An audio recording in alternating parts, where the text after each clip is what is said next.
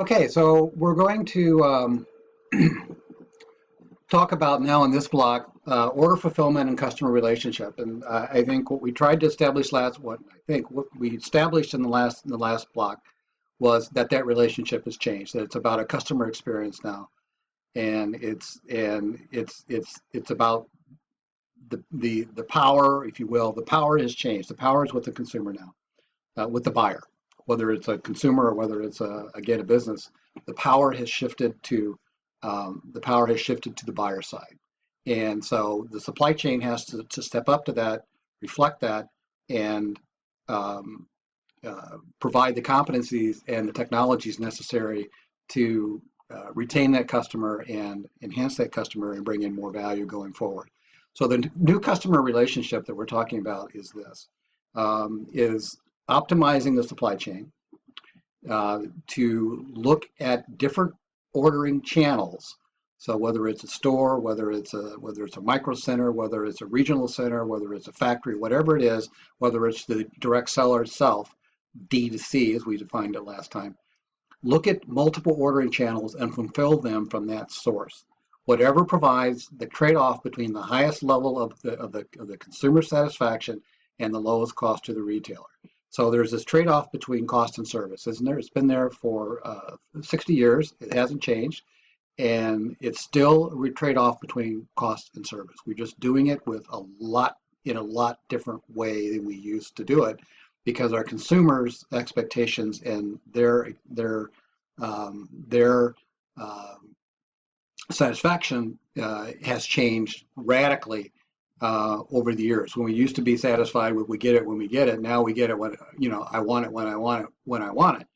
So this is very different, and obviously supply chains have evolved to do that, but they're going to need to continue to evolve, and we need to understand our buyer and what that means to the supply chain in order to continue to be successful in this new market that we're at.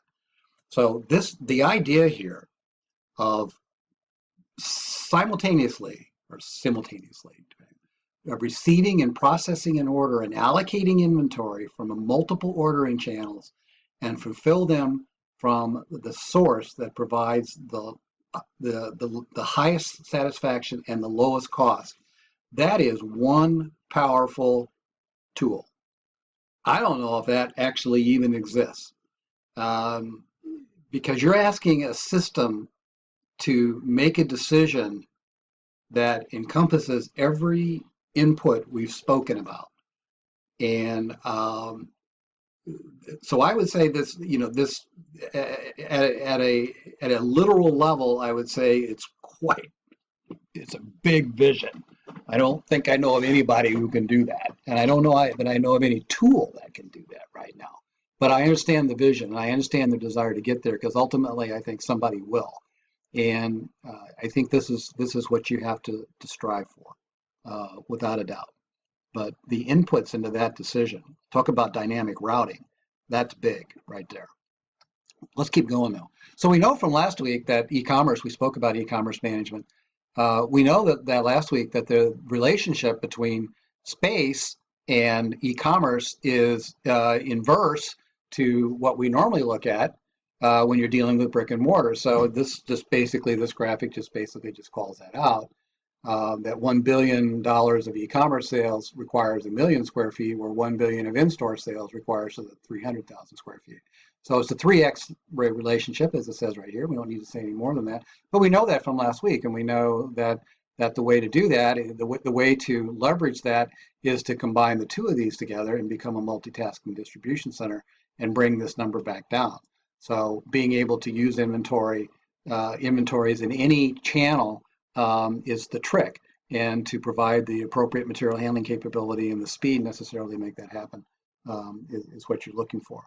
So we know that. Okay, so what do we know? Well, the consumers are in control. We know that the consumer that's driving tomorrow's sales is focused on an integrated mobile solution. They're also focused on in-store and online, and that's an integral part of their buying process. They are looking for personalization, or the sense that something is personalized. That personalization can come from mobile.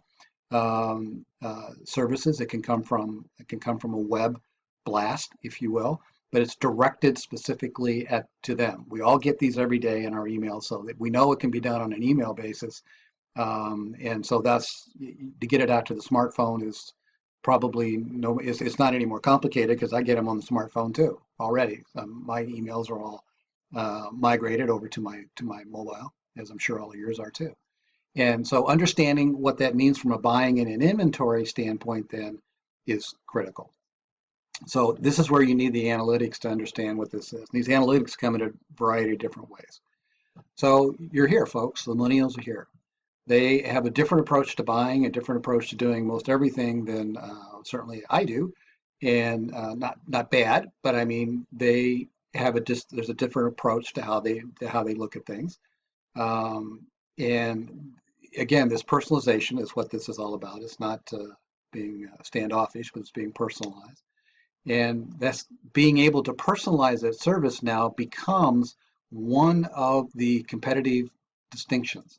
So if you can accomplish this, as we kind of defined it, with a variety of tools that get them down to their platform of preference, or at least give them the ability to use that smartphone as a tool equal to any tool they can use anywhere else, and then you're going to retain them, you're going to interest them, and they can enter into this purchasing decision at any point and any level they want to, and whenever they want to.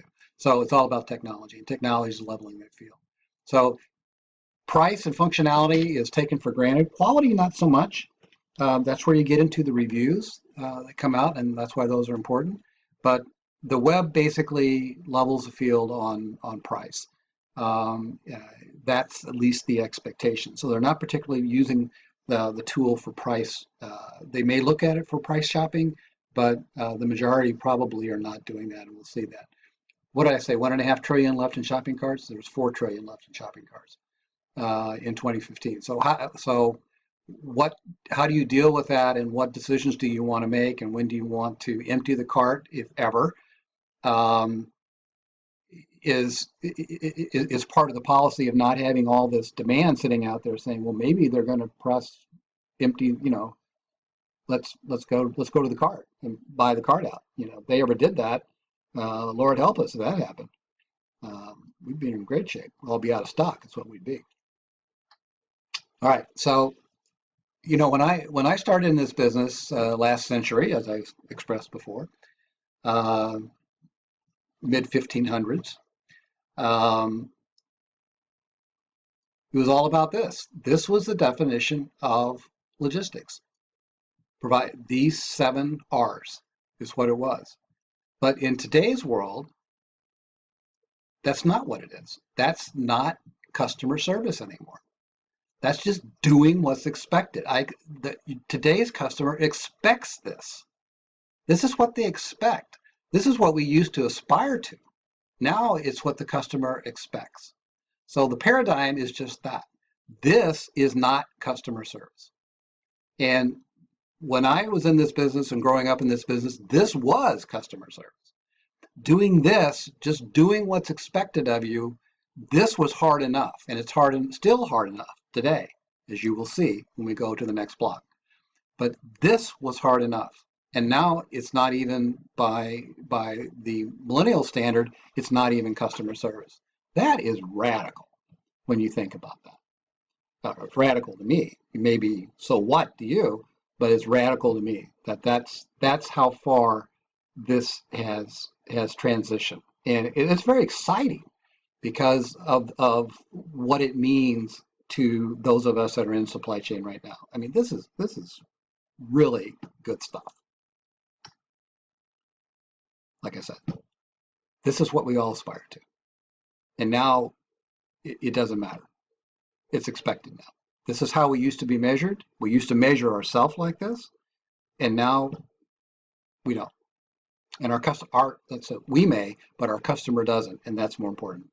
And that's where we're going to get into some research here from Forrester and some other folks who looked at how people are using their devices, and then what is retail specifically doing to respond to that. So I'm definitely not going to go into this.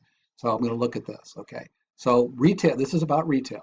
Okay. So retail, these are adults, 4,800 adults, 18 and over, online, weekly or more, who are mobile phone users. Okay. So that's your population.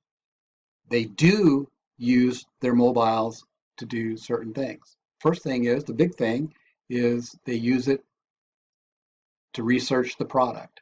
So that has nothing to do with price, has nothing to do with availability. It has to do with tell me something about this product. Then they look at how people have rated this product.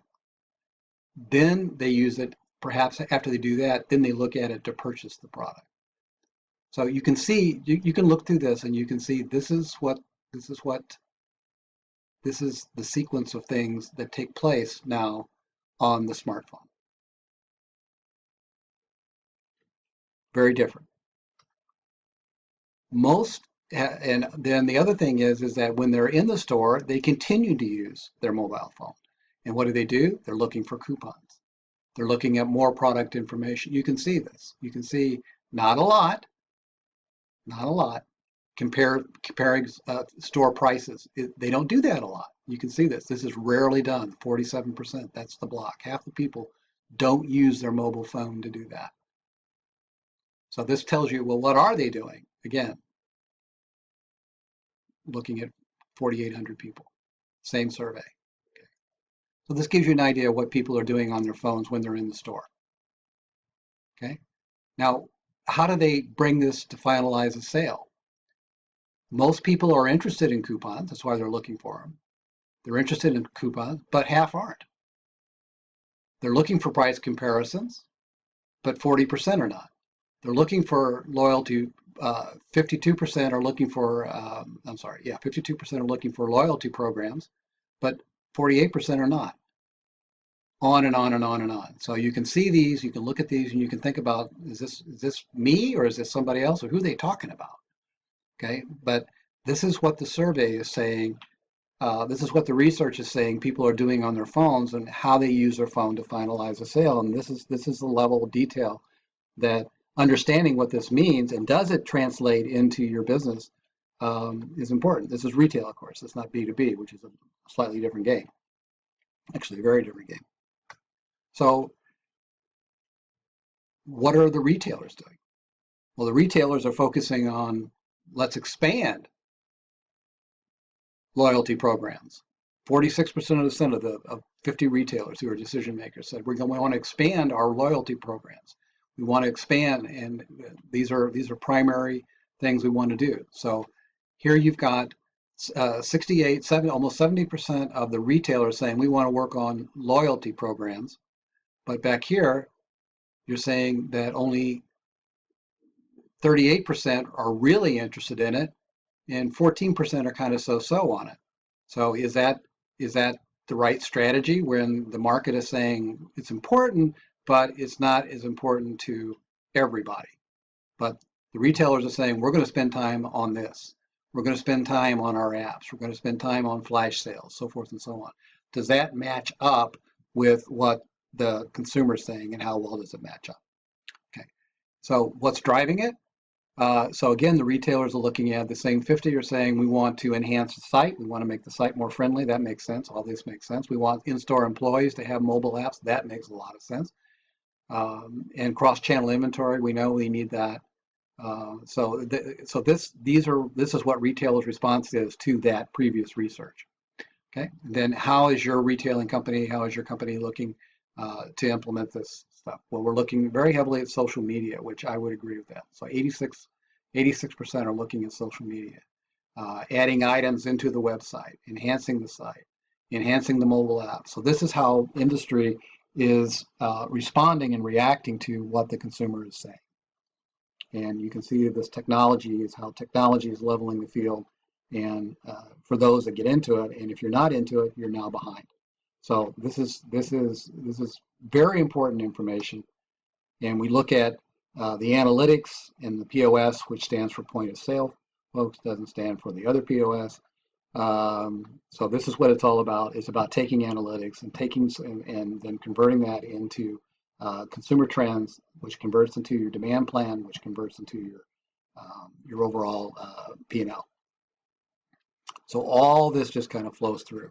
And we talked about speed, and look at this. So here these same 50 guys are saying fulfillment automation is critical to us being able to achieve the omni-channel initiative. So we spoke about cobots, and we spoke about automatic picking stations, and we talk about robotics and things like this. So this is where this kind of comes into play right here. Okay, so ERPs are way down the line, aren't they, in terms of the technology? The technology they're looking for is not ERP based, which is a very telling statistic. That this is all going to take place outside of the ERP. It's going to flow through the ERP, but the actual data and the data collection is going to be in this thing that is outside of what we used to call, what we were calling in week one, structured data. It's going to be structured, but it's going to come from a variety of other places and will need to be harmonized, if you will, and standardized in order to flow into the ERP. So somebody's going to have to do that somewhere. And that may be a third party, like SPS, for example, could do that. So what Forrester came back with is that consumers are using mobile devices, they're using it to guide their experience, and they continue to use it, and they continue to expand how they use it, and retail is responding by saying, okay, we've got to do more in this space as well, because they understand it's there. So retailers have definitely recognized that need, and they've prioritized that need to do that. They may have misprioritize it, but at least they're prioritizing many of the same things that the consumers are saying that we're looking for to be able to do to maximize that consumer experience. So CX is the driver here in this whole thing. So what that brings us to is that all of these different things here, all these different points is what you're looking at. You're looking at all this information flowing from all these different points or nodes in the network, and you're bringing them all together from a variety of different technologies into a marketing trend, marketing and sales trends, which drives your demand plan, which drives your inventory plan, and on and on and on and on. So this is the complexity that never used to exist before. And it just continues. I think you can literally say it continues to expand as technology continues to lead us into new worlds and new paths and ways of doing things.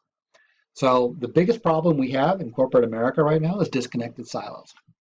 I'm sure that those of you who work in very large companies like Boeing, there's a lot of disconnected silos. AB has disconnected silos. There's a lot of silos still out there right now. And the fact is that if companies are going to succeed in these channels, they have to bust those down, and they have to look at things as look at it as a process. It's a supply chain process, but it's a process. It's not an organization. It's a process. It's understanding where this data comes from, how it gets it, who has the best data, use that data, and then collaborate, partner, and communicate. And that is still new thinking in many companies today. And looking at things holistically or from a system-wide perspective is one of the things that companies still do not do well. They build P&Ls based on performance of silos, and that's not going to get you where you want to be if you're going to succeed, because we're competing against not just domestic competitors, we're competing against global competitors, and so Amazon competes against Alibaba. They compete against Walmart, but they compete against Alibaba. And Alibaba is the big guy. They're the big pumpkin, right?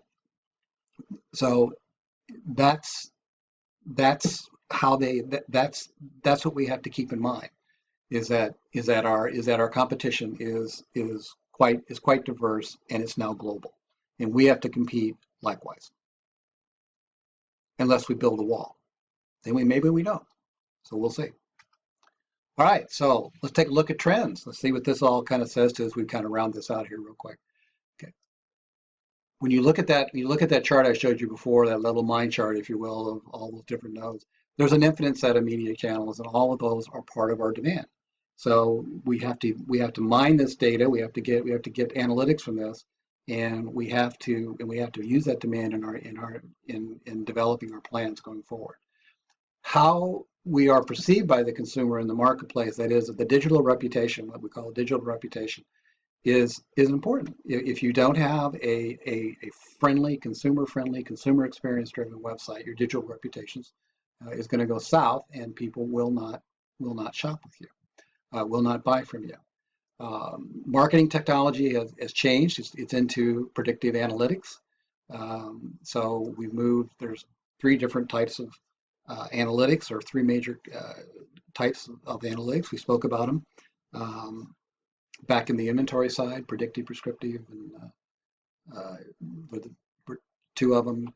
And so there's three different types of analytics, and they use data in different ways. So you can use all three of them and then chart and see which one best meets what you need. But it's got to be on an item basis. That's how to do it.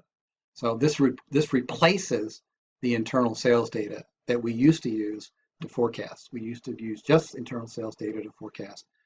Now we're using predictive analytics, like what's in the shopping cart, for example. That's an example of what it is. What was returned? That's an example of what this can be. And we're looking at unlimited amounts of data, more data than we can possibly handle. So consumers are in control. We know it. You know it. I know it. How they buy has changed, and the process has shifted. We know it, and the indication is that it's going to become more visual. I see that even in the undergrad classes I'm in right now. The students respond more to a video of an ocean liner being unloaded at a port than me putting words up on a slide and saying they use cranes to unload an ocean vessel, or show a picture of one. It's far more instructive to them to use a video to do that. And so it's an interesting situation we're in here, but that's true. And most marketing people are saying videos on how to use things, including videos, will replace your instruction booklet. You should be able to go online, look at the instruction booklet, and figure out how to brew a cup of espresso without having to thumb through a 120-page manual in 6 different languages. So there are companies that are doing that today, and there are third parties that are managing that for them today to do that, to actually build those videos so that you can eliminate the return coming back because they couldn't figure out how to program the damn machine, which is a problem.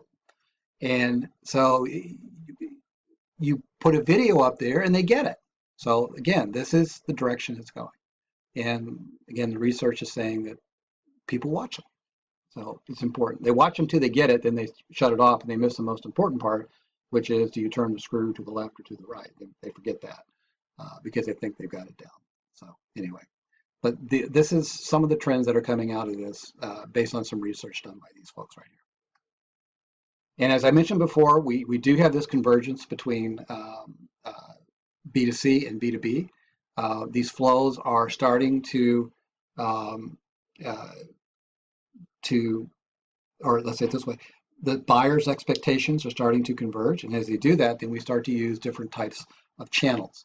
So when we talk about omni-channel, here's what we're talking about: D2C, through a DC, through a bypass.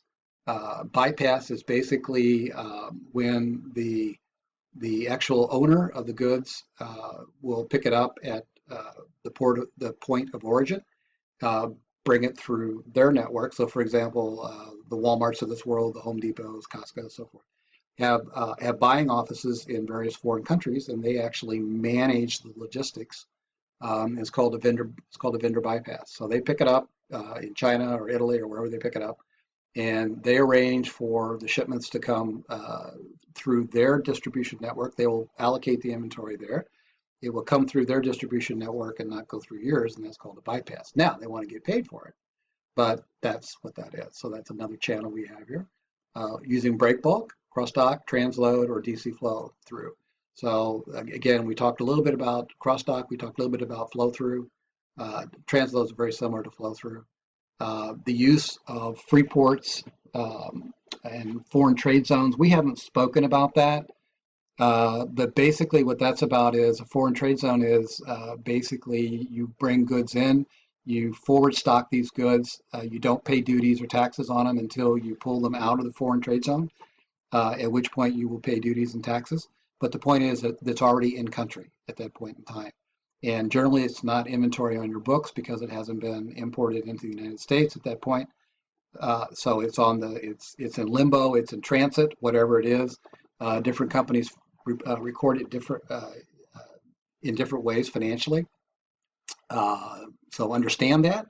But if it's intercompany, it can be a little dodgy versus if it's not intercompany, because the impact on return on assets and so forth and so on. But this is a very powerful tool if you can use it, a foreign trade zone. There's quite a few foreign trade zones in very key places. You can do that, and then shipping direct to store. So, again, this is the whole idea of you don't take it through the distribution system. You take it direct from your regional warehouse instead of sending it into your micro warehouse and then into your store. Then you send it just direct to the store. They pick it up in the store. So this is the convergence. This is the convergence between B2B and B2C. These are all techniques we use today in B2B. So getting down to the last few slides here. Who cares? Well, we all care because it's all about these trends are telling us we have to be able to do these things. So let's take a look at these real quick. Okay, agility and speed. This goes without saying. I'm not going to read any of this stuff, but agility is our ability to react quickly. Obviously, that's pretty clear. And these are drivers that are especially important in a multi-channel supply chain. Where you have to, again, maximize that customer experience. Okay. Visibility, you have to have visibility in order to do this. So this becomes paramount.